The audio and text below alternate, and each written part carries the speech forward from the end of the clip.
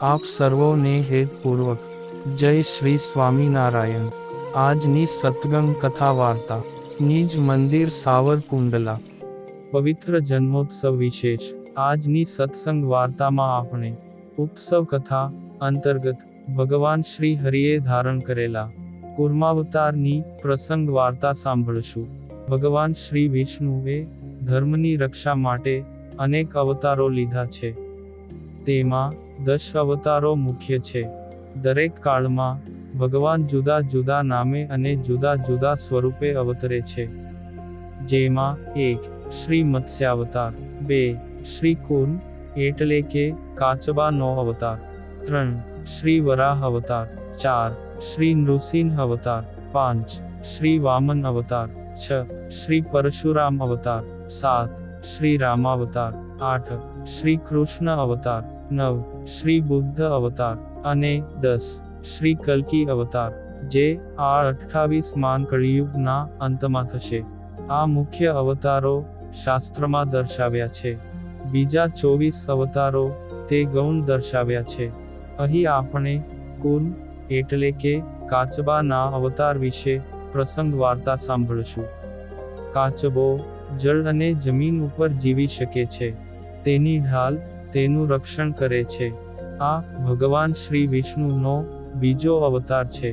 ભગવાન શ્રી વિષ્ણુએ 1 લાખ જોજન ઘેરાવાળું કૂર્મ એટલે કે કાચબાનું રૂપ લઈ તેની પીઠ ઉપર મંદરાચલ પર્વતને સમુદ્રમાં સ્થિર કર્યો હતો અને દેવો તથા દાનવોએ વાસુકી નાગનું દોરડું બનાવીને સમુદ્ર મંથન શરૂ કર્યું।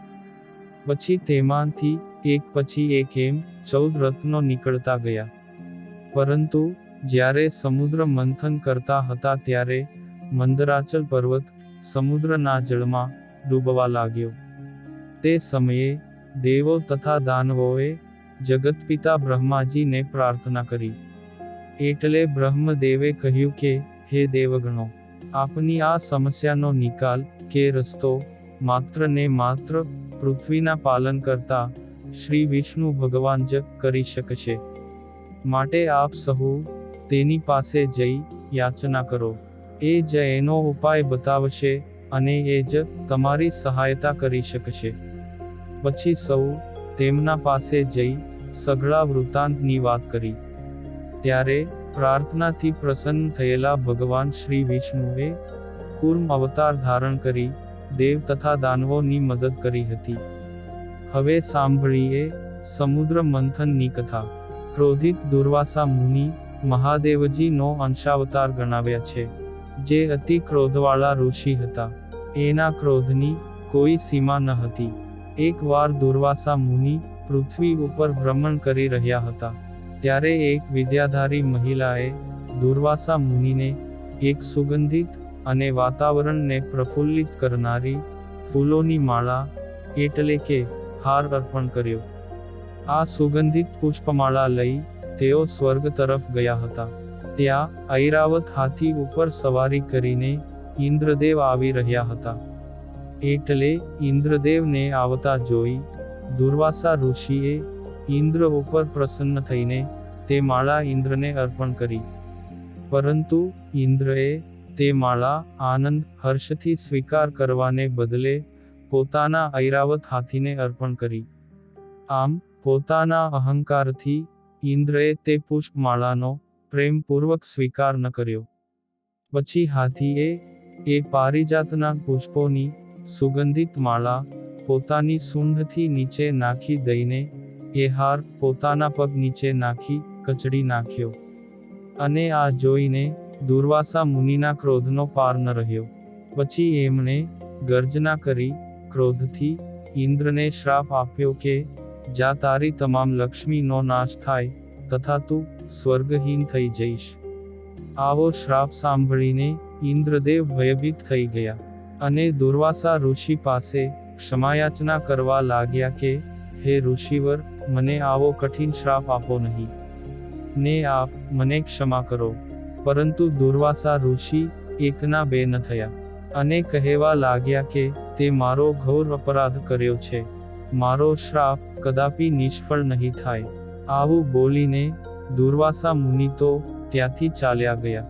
આ ઘટના બાદ સ્વર્ગલોકમાં હલચલ મચી ગઈ ને દુર્વાસા ઋષિના શ્રાપને કારણે સ્વર્ગલોકમાં દૈત્યોનું આધિપત્ય થવા લાગ્યું અને અસુરોનું સામ્રાજ્ય સ્થપાયું અને ઇન્દ્ર પોતે પણ શક્તિહીન થવા લાગ્યા. આમ દૈત્યોનું સામ્રાજ્ય થવાથી ઇન્દ્રાદિક તમામ દેવો મૂંઝવણમાં મુકાઈ ગયા અને બચાવો બચાવો એવા નાદ સાથે દરેક દેવો તથા ઇન્દ્ર બ્રહ્માજી પાસે જઈને પોતાની આપવીતી કહી ને પ્રાર્થના કરવા લાગ્યા કે હે બ્રહ્મદેવ, અસુરોએ અમોને ત્રાસ દઈને સ્વર્ગ છીનવી લીધું છે અને તેઓ અધર્મ ફેલાવા લાગ્યા છે, માટે અમારી રક્ષા કરો, નહીતર ધર્મની હાનિ થવા માંડશે, અધર્મ અને અસુરોનો ત્રાસ ફેલાવા લાગશે. આવી દેવોની વ્યથા સાંભળીને બ્રહ્માજી બોલ્યા કે હે દેવગણ, આપની આ સમસ્યાનો નિકાલ કે રસ્તો માત્ર પૃથ્વીના પાલન કરતા ભગવાન શ્રી વિષ્ણુ જ કરી શકશે. માટે આપ સહુ તેની પાસે જઈ આ યાચનાઓ કરો, એ જ એનો ઉપાય બતાવીને તમારી સહાય કરી શકશે. આથી સમસ્ત ઇન્દ્રાદિક દેવગણો વૈકુંઠ ધામમાં ગયા, જ્યાં લક્ષ્મીજી સાથે ભગવાન શ્રી વિષ્ણુ નારાયણ બિરાજમાન હતા.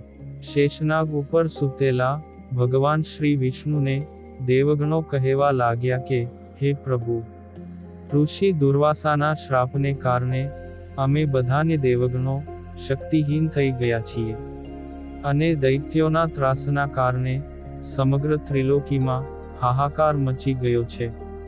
માટે આપ અમારી નષ્ટ થયેલી અપાર શક્તિ અને સંપત્તિ તથા સત્તાને પ્રસ્થાપિત કરો, તેવી અમારા સહુની આપને પ્રાર્થના છે. ત્યારે ભગવાન શ્રી વિષ્ણુએ કહ્યું કે આપ દરેકનો વૈભવ દુર્વાસા ઋષિના શ્રાપના કારણે ક્ષીરસાગરમાં ડૂબી ગયો છે. એને ફરીથી બહાર કાઢવા માટે આપ સહુએ એ સાગરનું મંથન કરવું પડશે, જેમાં તમારે સહુએ અસુરો અને દૈત્યોની મદદ લેવી પડશે. એના વિના આ કાર્ય સંભવ નથી. ત્યારે દેવોએ કહ્યું કે હે પ્રભુ, તે દૈત્યો અને દાનવો અમારી મદદ કેવી રીતે કરશે? એટલે ભગવાન શ્રી વિષ્ણુએ કહ્યું કે સમુદ્ર મંથનમાંથી અમૃત પણ નીકળશે. તેની વાતથી દૈત્યોના રાજા બલિ પણ લાલચમાં આવીને આપ સૌને સમુદ્ર મંથનમાં સહાય કરવા તૈયાર થઈ જશે. પછી આ વાત બલિ સુધી પહોંચતા અસુરોના રાજા બલિ દેવોની સહાય કરવા માટે માની ગયા. આમ ભગવાન શ્રી વિષ્ણુની સલાહ મુજબ કાર્ય કરવાથી દૈત્યરાજ બલિ ઇન્દ્રની સેના સાથે સમુદ્ર મંથન કરવા માટે તૈયાર થયા. પછી ભગવાન શ્રી વિષ્ણુએ પોતાના વાહન એવા ગરુડ દ્વારા મંદાર પર્વતને સમુદ્રની વચ્ચે રાખી દીધો ને વાસુકી નાગ દ્વારા સમુદ્ર મંથન કરવાનું કહ્યું. એટલે દૈત્યોને વાસુકી નાગના મુખ બાજુ લલચાવીને રાખ્યા અને પર્વતને ફરતે તે નાગ વીંટાળી લઈ નાગના પૂંછડાના ભાગે દેવો રહ્યા હતા. આમ બંનેએ વાસુકી નાગ દ્વારા તે મંદાર પર્વતથી સમુદ્ર મંથન કરવાનું શરૂ કર્યું. પરંતુ એમાં એક વિટંબણા આવી, જેમાં પર્વતને નીચે કોઈ આધાર ન હોવાથી તે ક્ષીરસાગરમાં ડૂબવા લાગ્યો. એટલે દેવો ફરીથી શ્રી વિષ્ણુને પ્રાર્થના કરવા લાગ્યા કે આ પર્વત સ્થિર રહે તે માટે હે પ્રભુ, તમે અમારી સહાય કરો. પછી ભગવાન શ્રી વિષ્ણુએ 1,00,000 યોજન ઘેરાવાળું કુલ એટલે કે કાચબાનું રૂપ લઈ તેની પીઠ ઉપર તે મંદરાચલ પર્વતને સમુદ્રમાં સ્થિર કર્યો અને દેવો તથા દાનવોએ વાસુકી નાગ રૂપી દોરડાથી સમુદ્ર મંથન શરૂ કર્યું ને તેમાંથી એક પછી એક એમ 14 રત્નો નીકળતા ગયા ને અંતે અમૃત નીકળ્યું. ભગવાન ધન્વંતરી અમૃત કુંભ લઈને નીકળ્યા ત્યારે દાનવો બળવાન હોવાથી અમૃત કુંભ લઈને ભાગ્યા. પછી ભગવાન શ્રી હરિએ મોહિની સ્વરૂપ ધારણ કરીને છળથી દેવોને અમૃત પાયું, જેથી તેનો વિજય થયો અને દાનવો પરાજિત થયા. આમ કુર્મ એટલે કે કાચબાના અવતારથી પ્રભુએ દેવોની રક્ષા કરીને દુષ્ટોના હાથમાંથી સત્તા લઈ ફરી દેવોના હાથમાં સોંપીને અસુરો થકી બચાવી લીધા. આવી રીતે ધર્મના સ્થાપન અને અધર્મનો નાશ કરવા માટે ભગવાન શ્રી વિષ્ણુએ કુર્મ એટલે કે કાચબાનો અવતાર ધારણ કર્યો હતો. તો આ જન્મોત્સવ પ્રસંગે આપણે પણ કુર્મ અવતારને પ્રણામ કરી આપણામાં રહેલી અસુરી વૃત્તિને નાશ કરવાની શક્તિ આપે તેવી તેમના ચરણોમાં પ્રાર્થના કરીએ. ને અંતમાં કુર્માવતારનો મંત્ર ઓમ નમો ભગવતે કુર્મ દૈવાય નમઃ ના જાપ સાથે કુર્મ પ્રાગટ્ય કથા સંપૂર્ણ. અને હવે પછીની કથા વાર્તા આપણે આગળના ભાગમાં સાંભળશું. અત્યારે આપ સર્વોને ભાવથી જય શ્રી સ્વામિનારાયણ.